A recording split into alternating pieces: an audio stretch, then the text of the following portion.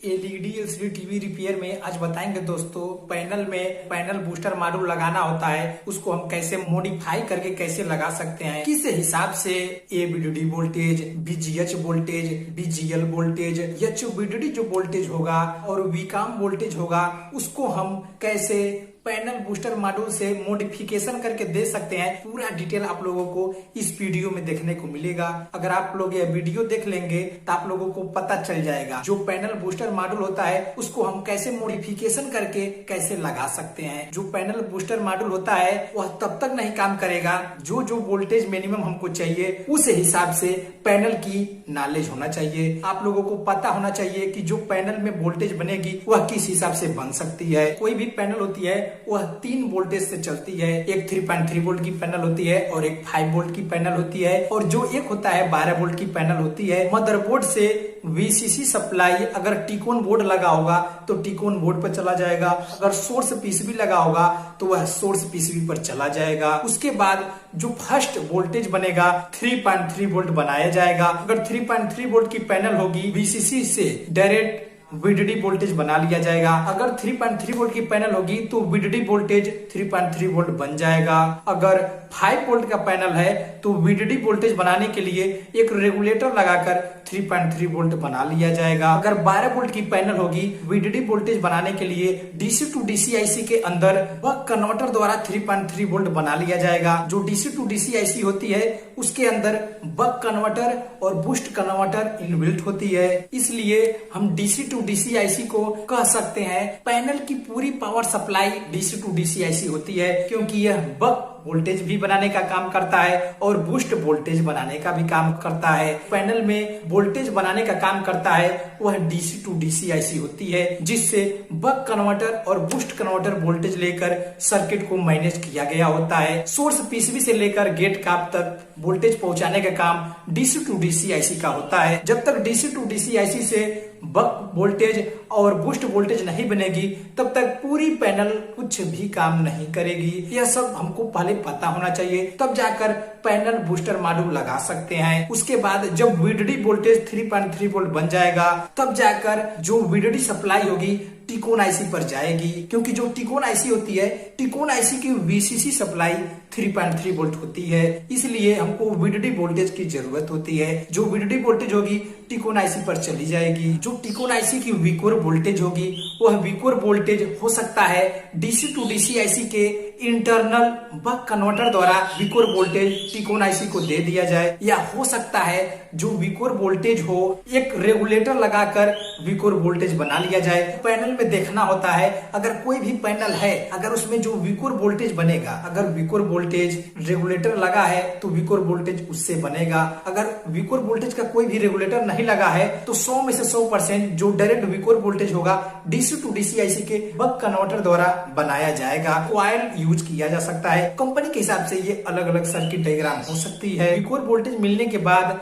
Panel की पूरी software EPROM IC में होती है। ईप्रोम आईसी के इशारा पर टिकोन आईसी काम करती है, क्योंकि जो टिकोन आईसी की पूरी सॉफ्टवेयर जो होती है वह ईप्रोम आईसी में होती है। टिकोन आईसी को किस हिसाब से काम करना है और किस हिसाब से पूरी पैनल को प्रोसेस कराना है वह जो होता है वह ईप्रोम आईसी में सॉफ्टवेयर होती है, जो पूरी पैनल को चलाने का काम करती है। ईप्रोम आईसी के इशारा पर टिकोन आईसी काम करती है, और टिकोन आईसी के इशारा पर DC to DC IC, level shifter IC, gamma IC, इस प्रकार से जो आईसी लगी होती है ईप्रोम पर वोल्टेज जब वीसीसी सप्लाई मिल जाएगी, कंपनी के हिसाब से अलग अलग वीसीसी सप्लाई होती है। इसका पूरा डिटेल वीडियो बन चुका है। अगर आप लोग यह वीडियो नहीं देखे हैं तो आप लोगों को डिस्क्रिप्शन में लिंक दे देंगे, जाकर देख सकते हैं। जो ईप्रोम आईसी होती है, ईप्रोम आईसी की क्या क्या वीसीसी सप्लाई हो सकती है, पूरा उसका डिटेल वीडियो बन चुका है। ईप्रोम आईसी को वीसीसी सप्लाई मिलने के बाद जो उसकी रैम सप्लाई होगी, जिस हिसाब से पैनल की साइज होगी, जिस हिसाब से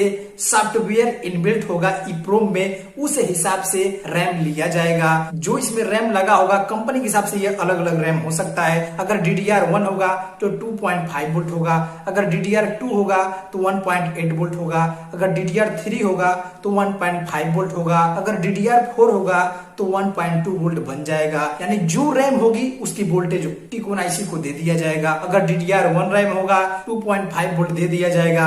जिस हिसाब से पैनल की स्पीड होगी उस हिसाब से रैम होगी और उस हिसाब से ही सॉफ्टवेयर इनबिल्ट होगी। अगर DDR3 रैम होगी तो जो पैनल होगी पैनल बहुत तेजी से फास्ट काम करेगी। अगर DDR2 रैम होगी तो पैनल की जो काम करने की क्षमता होगी थोड़ा सा कम होगा। यह सब नॉलेज आप लोगों को पता होना चाहिए, तब जाकर पैनल बूस्ट मॉड्यूल आप लोग लगा सकते हैं। यह सब बेसिक नॉलेज जब तक आप लोग नहीं जानेंगे तब तक आप लोग पैनल बूस्ट मॉड्यूल नहीं लगा पाएंगे। अगर लगाएंगे तो हो सकता है सर्किट डैमेज हो जाए या हो सकता है कुछ दिन तक चले, उसके बाद में प्रॉब्लम आ जाए। जब टिकोन आईसी को पूरा वोल्टेज जिस हिसाब से सॉफ्टवेयर इंप्रूव में होगी उस हिसाब से जब टिकोन आईसी को मिल जाएगा तो टिकोन आईसी एक अनेबल वोल्टेज देता है जो 3.3 वोल्ट होता है, डीसी टू डीसी आईसी को देता है, जिससे क्या होता है बूस्ट वोल्टेज बनता है। अगर टिकोन आईसी से अनेबल सिग्नल नहीं आता है तो जो VCC सप्लाई होगी उसी VCC सप्लाई से रजिस्टर लगाकर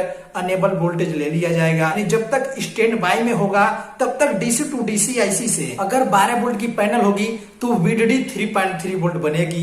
तब तक यह स्टैंड बाय में हम कह सकते हैं। जब अनेबल वोल्टेज मिलने के बाद यानी स्टैंड बाय ऑन होने के बाद जो डीसी टू डीसी आईसी होगी सभी बूस्ट वोल्टेज बनाना चालू कर देगी।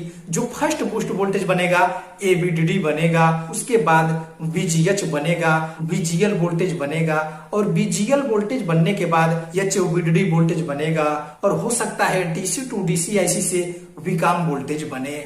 जो विकॉम वोल्टेज होती है हो सकता है गामा आईसी से बने या हो सकता है डीसी टू डीसी आईसी से बने या हो सकता है गामा वोल्टेज बनाने के लिए अलग से आईसी लगी हो। कंपनी अपने अपने अनुसार सर्किट्स के हिसाब से बनाई हो सकती है। बूस्ट वोल्टेज की नॉलेज होना चाहिए तब जाकर पैनल बूस्ट मॉड्यूल आप लोग लगा पाएंगे। अगर 3.3 वोल्ट की पैनल है तो जो AVDD वोल्टेज बनेगी वह क्या बन सकती है। अगर 5 वोल्ट की पैनल है तो AVDD वोल्टेज क्या बन सकती है। 12 वोल्ट की पैनल है AVDD वोल्टेज क्या बन सकती है। कंपनी के हिसाब से जो वोल्टेज होगी अलग अलग हो सकती है, क्योंकि जिस हिसाब से कंपनी मैनेज की होगी पैनल में उस हिसाब से पैनल के जो इंटरनली सर्किट होगा उस हिसाब से काम करेगा। उदाहरण के तौर पर मानिए अगर 32 इंच का टीवी है, अगर वही सेम दूसरे कंपनी का है, हो सकता है AVDD वोल्टेज जो इसमें हो उसमें अलग हो सकता है 2 वोल्ट बेसी हो या हो सकता है 2 वोल्ट कम हो। इस प्रकार से हो सकता है, क्योंकि जो पैनल में जिस हिसाब से सर्किट को मैनेज किया गया होगा उस हिसाब से हो सकता है। यानी पैनल बूस्टर मॉड्यूल लगाने के लिए हमको यह सब बूस्ट वोल्टेज जो होगी पूरी बूस्ट वोल्टेज की नॉलेज होना चाहिए। चलिए आप लोगों को दिखाने जा रहे हैं जो पैनल बूस्ट मॉड्यूल होता है उसको हम मॉडिफिकेशन करके किस हिसाब से देख सकते हैं। चलिए देखिए प्रैक्टिकल वीडियो। देखिए प्रैक्टिकल वीडियो आपके स्क्रीन पर दिखाई दे रहा है।